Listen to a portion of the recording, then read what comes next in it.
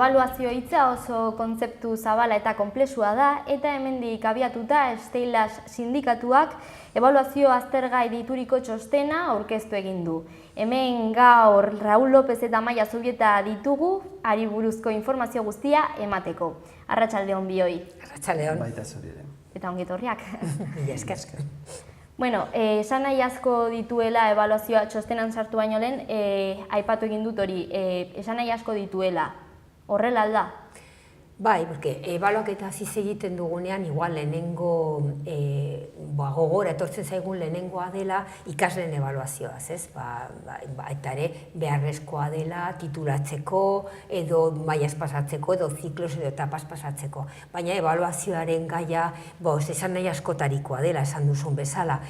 Ebalua daitekela bai ikasleak, baina baita ere jarduera pedagogika osoa, irakasleak, sistema, plangintza, programak, bakoitza badituela bere ezaugarriak eta bere garrantzia hezkuntza sisteman. Bai, hezkuntzan izugarrizko garrantzia, ze gero ere kanpoko, hori ebaluazio mota ezberdinak daude. Bai. Eta esan daiteke, barneko zein kanpoko ebaluazioak, eta egin dezakegula baitaren, ustez, tokatuko dela beti garrantzia handia ematen zaiola baitaren nazioarteko ebaluazioa. Esan edu, oso elementu zabalak daudela, barne biltzen duela ebaluazio hitza. Honen arira, txosten bat egin duzue ebaluazioa aztertzen edo kritikatzen biak ez, pixka bat jasotzen dituen txostena, zer aurkituko dugu txosten horretan? Txosten honetan, alde batetik sartzen gara aipatu den bezala ebaluazioaren inguruan, zer esan nahi duen horrek, ez, kontzeptu horrek. Ze maiz, Amaiak esan duen bezala, nahazten gara, ez? Orduan, ikaslea ebalua daiteke, programa, sistema osoa, eta orduan horren arabera. Eta gero, ebaluazio horiekin zer lortu nahi dugun, ez da ebaluatzeagatik. Orduan jazten da, hori ebaluazioa berez da sistema sailkatzeko, baitare zigortzeko edo saritzeko, erabilera politiko jakin batzuk egiten dira ebaluazioarekin. Ebaluazioa ez da neutroa, ez, alde horretatik. Gero dugu baitare atal berezi bat unibertsitateari emana, ez, eta horri ikusten dugu adibidez argitaratzeko, eta kontuan hartu behar dugu argitalpen horiekin ebaluatzen direla irakasleak, horren arabera joan daiteke lanpostu batera edo bestera, edo posizio bat gainditu, edo kontratu berri bat izan, edo diru gehiago edo gutxiago irabazi. Eta gero ikusiko dugu ja ebaluazioarekin nola egiten den dirua, ze negozio den. Horiek dira nagusiki hiru atal horiek. Bai, eta orduan hiru atal horiek, nahi dut, hiru atal izan du direla ebaluazio guztiak edo, baina gero egiten dugula nolaiteko sailkatu eta bakoitzari dedikatzen diogula gure kritikak alde batetik elementu ezberdinei, baina baita ere badago proposamen atala. Kritikoak izan arren, hainbat modu ebaluatzeko edo dauden helburuak ebaluazio hori gauzatzeko, baita ere egiten ditugun proposamenak ezinbestekoa diren ebaluazioak eta nola pentsatzen dugun egin beharko luketela edo nolako baldintza bete beharko liratekela. Proposamenak orduan ere? Baita ere proposamen atala egiten dioguna, elemento guztioin, ebaluazioa ikasleen ebaluazioaren aurrean, baita ere sistemaren ebaluazioan edo eta bar, ez? Hori da gure sindikatuaren ezaugarria bestalde, ez? Beti kritika baten ondoren, beti dator eraikitzeko beste zerbait, ez? Proposamen alternatiboa, eta kasu honetan badugu. Eta, aipatu duzu ere unibertsitatea, azkenean oso adin edo sistema zabala hartzen da, ez? Alde batetik ere hor daukagu PISA-ari buruz hitz egiten duzue, eta hor 15 urteetan mugitzen den, azterketa da, ez? Bai. Justu gero egingo dugula, bereziki izan dela egun hauetan gure zenbat komunikabideetan agertzen dela gu boikot kanpaina egingo dugula, gehien bat gu gero egingo dugu ezaugarriak izango dituen PISA gehiago jakinarazteko, gizarteratzeko gure kritikak eta baita ere gure oposizioa nazioarteko proba honen aurrean dugun oposizioa baita ere zergatia azaldu nahi dugun.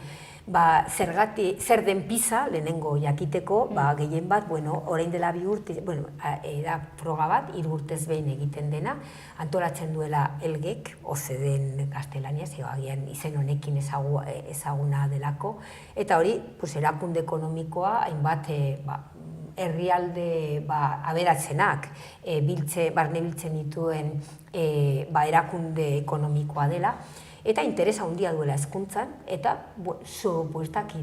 harrigarria bada ere, bere ondorioak edo ebaluazio mota honetako ondorioak kriston garrantzia ematen ari zaio nazioartean.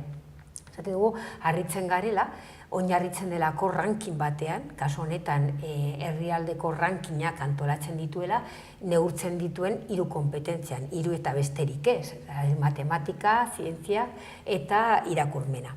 Eta adin jakin batean, 15 urtetakoa. Eta horrekin froga estandardizatua pasatzen dira, eta dira ez da zensala, baizik eta muestrala txantillo bati aukeratzen dela adin honetakoa herrialde bakoitzeko, eta herrialde bakoitzean, kasu honetan, baita ere erkidego bakoitzean, parte hartzen duten herrialdetan, eta emaitza horien arabera sailkatzen dira ranking batean.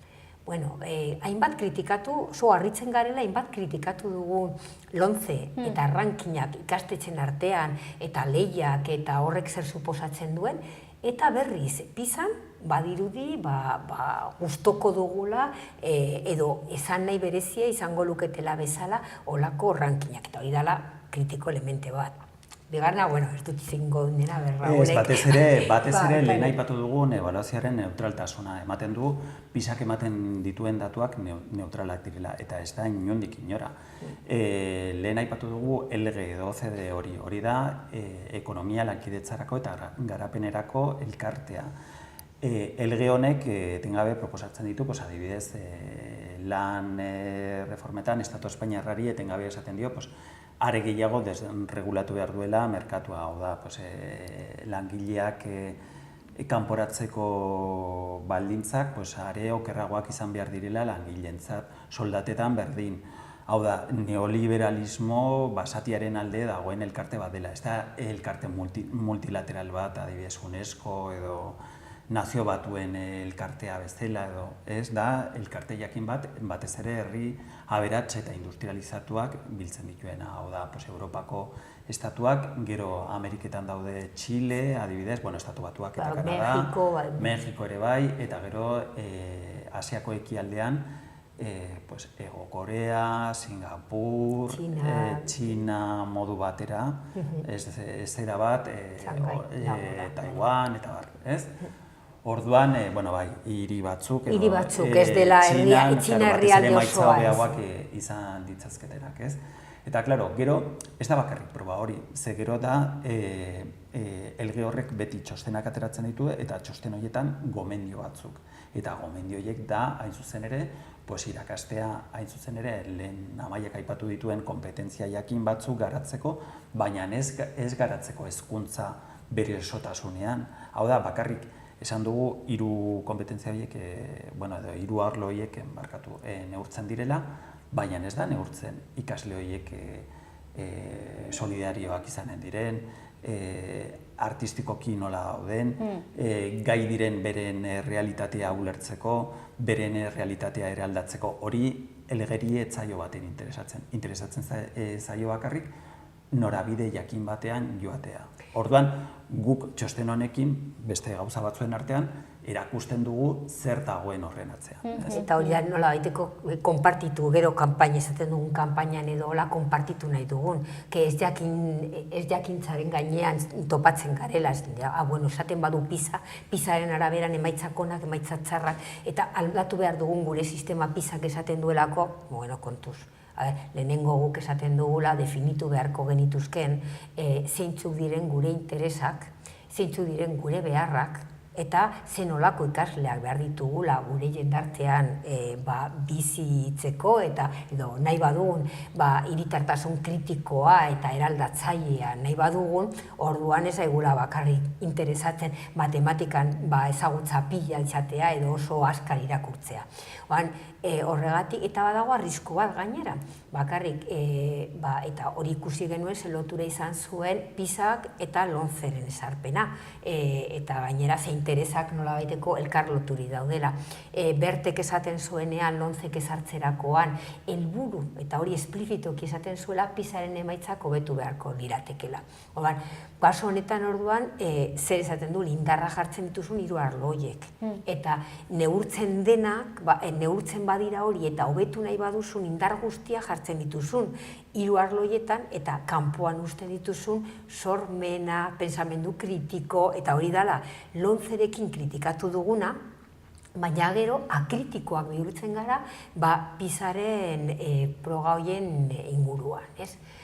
Bueno, badago beste elemento batzuk, agian zu komenta dezakezun baita ere, lotuta daudela eta gure susmotxarra dela, ze negozio sorrera suposatzen dela PISA. Bueno, hori baino lehen, hori iaia ematen du anekdota bat dela, baina gure ustez ez da anekdota bat, ez? Montserrat Gomendio zen Bert ministroaren garaian, Hezkuntza Ministerioko zuzendari nagusia, eta bera izan zen batez ere Lomce legearen bultzatzailea, eta orain hor dago, hain zuzen ere, Eldegen hezkuntza arduradun moduan. Parisen. Parisen, bai, eta dago... Berte dago, enbasadorea baita ere, Elgen. Elgen. Orduan, ze interesak oso lotuta daudela, interes jakin batzuekin, ez? Eta, bueno, problema dagoela baita ez dugula egin, baina zergatik jartzen diogun hainbeste garrantzia, PISak ematen dion garrantzian, gehien bat politikak Elgek aholkuen bidez, sartzen dituela baita ere homologazioa, sistemen homologazioa, eta denak helburu jakin batzu. Dela, ahalik eta azkarren, merkatu oso polarizatu, lan merkatu oso polarizatua dagoela, espezializatuak daudela alde batean, oso lan espezialistak alde batean, eta beste aldeak oinarrizko kompetentzia behar dituena. Eta Elgek nahi duena dela lehenengo momentutik bere iztea. Gauan horrekin baita ere badagoela batzuk lan merkatua zuzen, eta kompetentzia, neurtzen diren kompetentzia dela modu azkar batez lan merkatuarekin lotzeko, oinarrizko kompetentziak. Eta gero besteak nolabait aurrera jarraitzeko, eta gero interes jakin, oso interes jakin batzuekin, ez? Bai, batez ere egiten diren aldaketa horiek justifikatzeko ere, bai. Bai. Eta gero, Amaiak esan duena, Estado Espainiarrean oraindik ez dugu hori. Bueno, negozioa berez bada.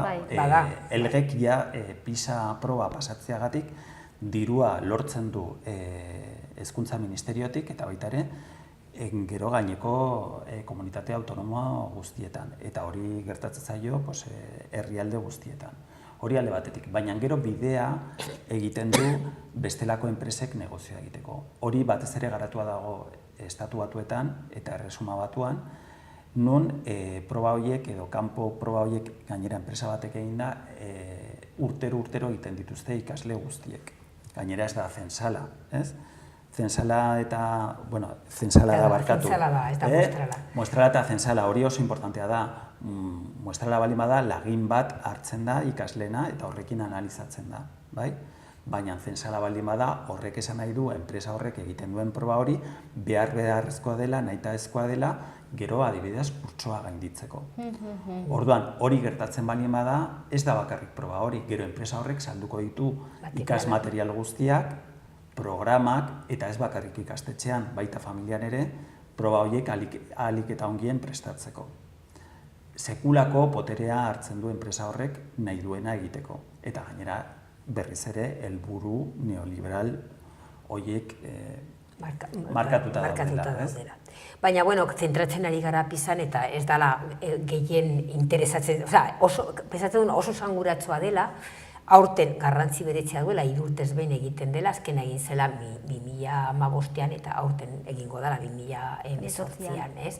Baina, hemen urtero egiten direnak dira sistema neurtzeko eta horretan badago bai askatasuna.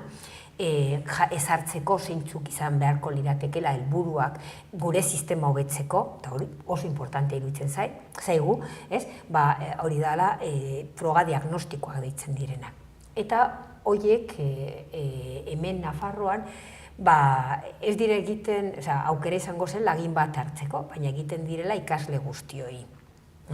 Eta egiten ziren, ohi zen egitea laugarren mailan, lehen hezkuntzako laugarren mailan eta DBH bigarren mailan. Baina orain, baita ere, lontzeren proba zirela eta ebaluazioak edo errebalidak desagertu diren bezala, baina, indefinizio honetan dira ez dira, interesgarria dela eta pasatuko dizkiegula baita ere ikasle guztioi etapa maileran, 6. eta 4. mailan. Orduan, sartu gara ebaluatitis aguditis, eta gaina zentzugabekerian. Ze helburua daudela ebaluatzeko 6. mailan. Ez, da lontzeren herentzia. Baina hemen ezarritako ebaluazioekin jarraitzen duela, eta orduan, eta hori dago problema bat, azkenean ikasleak ia urtero kanpoko probak pasatzen zaizkio, ez gurasoak, ez ikasleak, ez irakasleak, jakin gabe benetan ze helburua bituzten proba horiek. Eta orduan, azkenean, zentzugabekeria bihurtzen dela ebaluazioarekin bere garrantzia eman gabe. Eta gainera proba horien emaitza familiei ematen zaie. Eta orduan familiek ikusten dute alde batetik nota bat, eta gero tutorearen edo espezialistaren hori aurreta lehen hezkuntzan edo DBH-en irakasle bakoitzaren kalifikazioa eta esaten dute. Baina, kanpo froga honek arrazoia du, badu, askotan kontrajarriak dira, kontraesanak sortzen dira hor, eta hori nola kudeatzen da, hori ere, gure txostenean agertzen da. Ze balore ia bera ematen zaion, edo informazio hori gurasoen eskura jartzen dela, eta informazio badala irakasle bat edo irakasleen talde bat egindako jarraipen, urte osoko jarraipena, ematen zaiola ia balio berbera, egun batean, jakin batean, deskontestualizatua dagoen froga bati, balio duen agian dela, oroar hartuta, jakiteko nola doan ebaluatzen din itemetan sistema osoa, baina ez du balioa ikasle zehatz bati nola baiteko ebaluatzeko. Eta hori da, ja dugun informazioa aprobetsatzen dugun balioan hitza emango nahi diogun, ez. Zer da, sistema, ikasle, eta nahazte hori baita horrekin ere amaitu nahi dugu, gauzak argitze aldera. Horitzen bazara baita ere, pasatu birenean argipenik gabe izan dela, zenbait ikastetxe batean gutxienez, astoratu dira ikaslea, familiak, eta gauzak argia baldin badaude, deno adostua, eta baldin badakigu helburua duen, bere balio dutela kanpoko ebaluazio hauek. Baina definitu behar dela marko, helburua, eta baita ere zer den ebaluatzen den, eta ze helburua duen ebaluazio hori. Eta gero, bai. Claro, hori da medikuntza bezala, igual jendeak jakiteko, adibidez, mediku batek agintzen baldin badu odol analisi bat da helburu jakin batekin. Baina ez dira egiten odol analisiak denei zer ateratzen den. Eta gero, kolesterolaren aldetik edo hemoglobinaren aldetik eginen dugu rankin bat hemen, auzokideen artean. Hori etzen bat ere logikoa izanen, ez? Hau da, beti ebaluazio bat edo diagnosi bat, eremu osasungintzarekin konparatzen baldin badugu, egiten da helburu jakin batekin. Eta helburuak izan daitezke oso ezberdinak eta kontrajarriak batzutan, ebaluazioarekin berdin. Eta ulertu behar duguna da, diagnostikoekin, hau da, gu ados gaude diagnostiko horiekin, baina egiten baldin bada benetan sistema hobetzeko. Eta gero analisi horretan aldaketak egiteko beharra aurkitzen baldin badira, egin beharko da. Adibidez, ikusten baldin badugu gure eskoletan sekulako bazterkeria dagoela, banaketa izugarria dagoela ikasleen artean arrazoi kulturalengatik edo sozioekonomikoengatik, neurriak hartu beharko dira hori ez gertatzeko. Baina hartzen aldira edo justo kontrakoa egiten da. Edo neurtzen da hori. Bueno, Claro, bai. importantena dela erabakitzeko edo denok adosteko zer den interesgarria ebaluatzea benetan nahi badugun hobetzea, ez? Eta ere, tokien ezaugarrietara pixka bat moldatzea, ez? Eta egokitzea, ezin da hori. Bueno, testu inguru batean Bai. egin behar dela ebaluazioa, eta horrek, dena den kontestualizatu behar dela, Bai. testu inguru batean, noski. Bueno, eta orduan zer da proposatzen duzuena? Bueno, a ber, jaizekin, hor tartekatu ditugun gure proposamenak, ez? Pentsatzen dugula, ikasleak ebaluatu behar direla, nola ez? Baina gehien bat, ebaluazioen helburua dela bere ikasprozesuaren gidatzea. Ikusteko zer dira bere puntu ahulak, zeintzu dira bere puntu indartsuak, nola aprobetxatu, eta baita ere, ze estrategiak izan behar dituztela, gero eta hobeto egiteko, eta zer den hobetu behar dutela, eta bere ahalmenak baita ere aprobetxatzeko. Hori da gauza bat, eta hori dela ebaluazio formatiboa esan daiteke, ez, baita ere. Eta garrantzia duela ebaluazio hori egin behar duela, noski, egunero ikaslekin dagoena. Bere tutoreak, berekin bigarren hezkuntzan irakasle taldea, eta balio duena hori dela, kanpoko froga bat ez duela elemento gehiago egingo, ez? Hori ikaslei dagokiona. Irakasleak baita ere ebaluatuak izan behar direla, baina ez proposatzen den bezala. PISArekin batera badagoela beste programa deitzen dela TALIS, eta horren esperimentatzen ari dela Madrilen. Matematikako irakaslekin borondrez aurkeztu birela beraien burua ebaluatuak izateko. Baina gu pensatzen dugula olako kanpoko ebaluazioa ikasleenak baita ere deskontestualizatu ez duela inolako zentzurik. Ikasleek egin beharko luketen, izan behar zen ebaluazioa dela taldeko ebaluazioa. Komunean jartzeko beraien arazoak, abantaiak, zera gospena bituztela beraien irakas jardueretan, modu reflexibo eta lan taldetan beraien praktikak hobetzeko.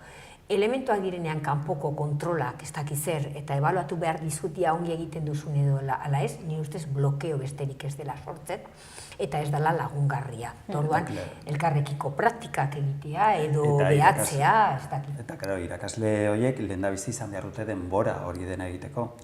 Bizi garen murrizketen garaian hori ezinezkoa da. Noiz bildu behar dute horrelako praktika konpartitzeko, betzeko, eta maiz hori ezinezkoa da.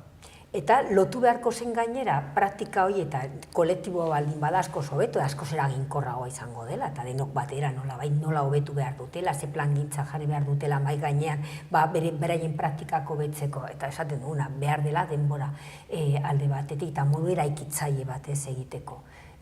Eta beste aldetik dagoela, esan dugun bezala, ados gaudela diagnostiko kanpoko ebaluaketa egiteko eta ebaluazio diagnostikoa beti ere hezkuntza komunitatea, administrazioarekin batera,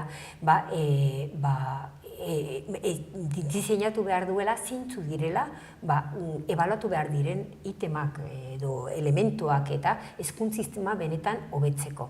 Baina bakarrik jartzen badituzun fokoa, hiru elementu edo lau elementuekin eta usten duzu kanpoan, Raulek esan duen bezala, nola neurtzen dugun pensamentu kritiko, lan kooperatibo, zin olako jendarte nahi dugun, eta jendarte hori izateko zeintzu diren behar ditugun elementuak, eta horretan fokatu, porque bestela nahi dugun gizarte kohesionatua, solidarioa, eta egiten ari garen ebaluazioa justu kontrakoa dela, kompetitiboa, individualista, segregatzailea.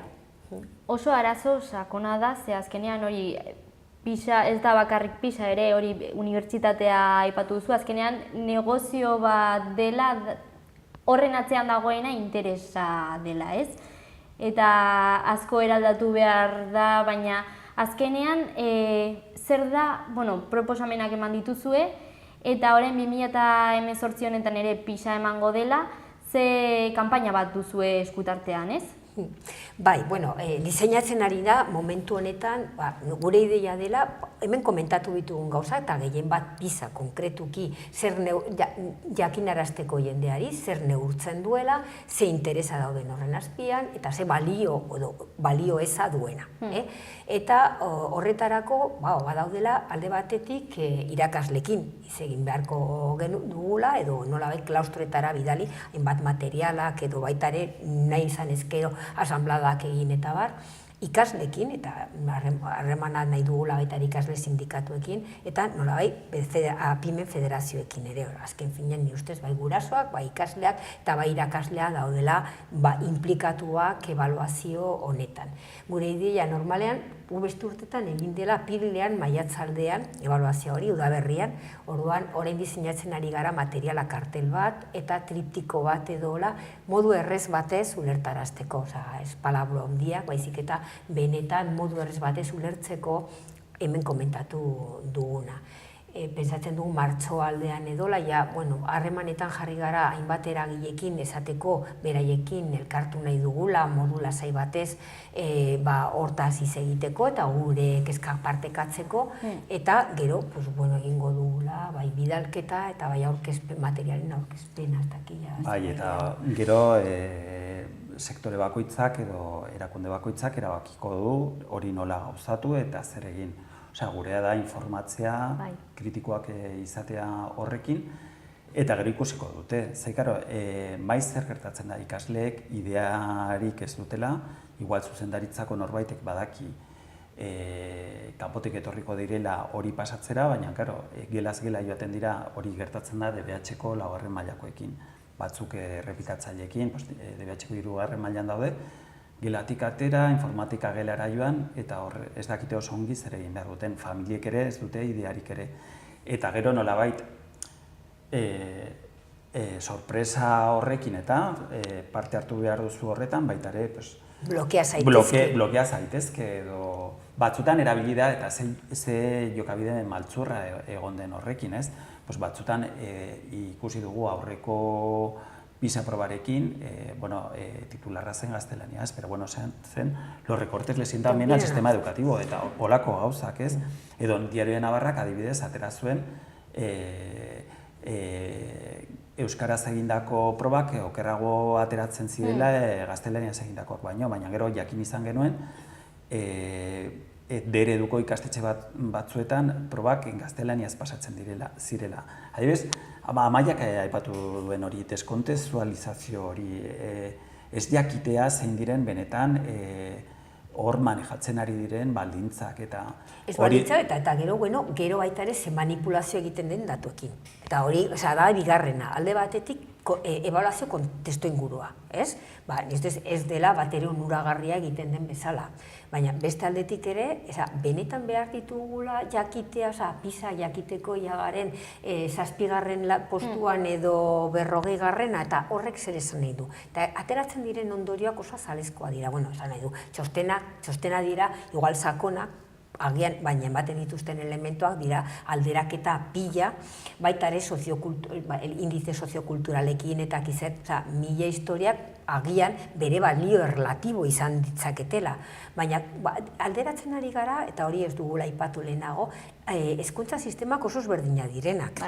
Batzuk adibidez, orain dela hamarkada gutxi, analfabetismo tasa izugarri altua zutena. Eta beste batzu berriz, ikaragarrizko hezkuntza zabalkundea orain dela mendeak. Eta herrialde batzuk maila soziokulturala, eta badakigula maila soziokulturalak da eraginak gehiena duen aldagai, emaitzetarako, izugarri altua dutenak eta besteak oso herrialde pobreak. Orduan, aldera ezinak diren realitateak alderatzean zen baldin badera, horko ondorioak ez duela inolako balio. Eta berriz, ematen zaiola izugarrizko balioa. Eta ateratzen direla titular batzuk, kuantifikazio zenbakinak eta rankinak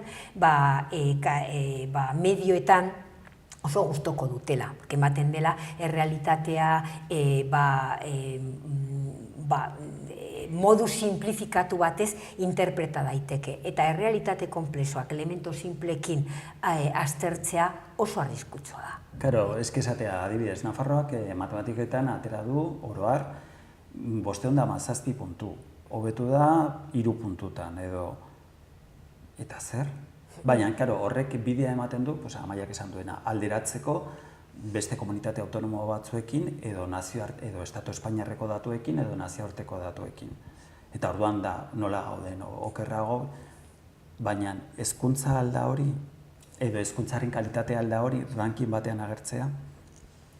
Orduan, orain 2018 honetan egin nahi duzuena da, azkenean informatu, hezitu ez, eta hor ja hausnarketa bultzatu. Bai, gehien bat, agian asko egiten dela PISAz, oso gutxi dakitela zer den, zer helburua dituen, eta konpartitu nahi dugula, edo partekatu nahi dugula ikasleekin, gurasoekin, irakasleekin, eta benetan guk ezin dugula, egingo genukela boikot, planto, baina ez dela guri dagokiguna. Guri dagokiguna dela konpartitzea dakiguna, edo egiaztatu duguna, eta gero ikasleak, familiak edo irakasleak behar diren erabakiak edo hausnarketa komunak egin ditzaten, eta bera erabakiak hartzeko aukera izateko.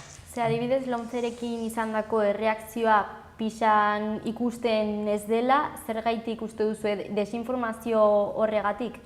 Ni ustez Lomcen egin genuen ahalegin izugarria alde batetik, sindikatuak eta beste hezkuntza eragileok mahai gainean jartzeko zeintzu diren elementu arriskutsuak zer kritikatzen genuen eta bar. Eta ni ustez baita ere iritsi zen, guk egin gehituen, 100 itzaldiak ikastetxeka, ikasleekin, gurasoekin, irakasleekin egin genuen nolai puntuz puntu aztertu non diren arriskuak edo puntu ahulak eta bar. Ni honet hau ez dela eman PISarekin. Onartu dela hau batez, kanpotik edo nazioarteko proba denez, onartu dela hau batez. Eta nahi dugula lan pedagogiko hori hastea. Bai, aurkezten dilako beste modu batez. Ematen du PISaren atzean daudela aditu batzuk, unibertsitate batzuetan daudenak, eta unibertsitateko aditu horiek ere erabiltzen dituztelako beren helburuetarako, ez? Eta ez da hori. Hor da, oso ongi ulertu behar dena da elge hori horren atzean dagoela eta elge elkarte horrek helburu jakin batzuk dituela. Eta PISA da beste batzuen artean lanabes bat helburu horiek lortzeko. Mila esker bioi, uste dut oso argi gelditu zaigula guztia, eta, oraindik txosten zabala da, ez? Ez da ezpentsa, ez da nahiko xumea, jendeari kuriositatea sartzen bazaio edola, gure web horrian dago, estilasko web horrian, eta ez da oso luzea, da gaztelaniaz euskeraz, eta osotara 12 bat horri hizkuntza bakoitzean, eta ni ustez modu nahiko simplea, eta ez dela modu konplexuan, hemen aipatu ditun gauzak oragertzen dira. Eta xehetasun guztiak jasotzen ditu. Bai. Edo zalantzak izan ezkero, deitzeko eta... Harremanetan jartzeko eta gu prest gaude edo norekin gai honetaz hitz egiteko. Primeran, eskerrik asko. Zuek, zerregatik eta eskerrik asko zuei.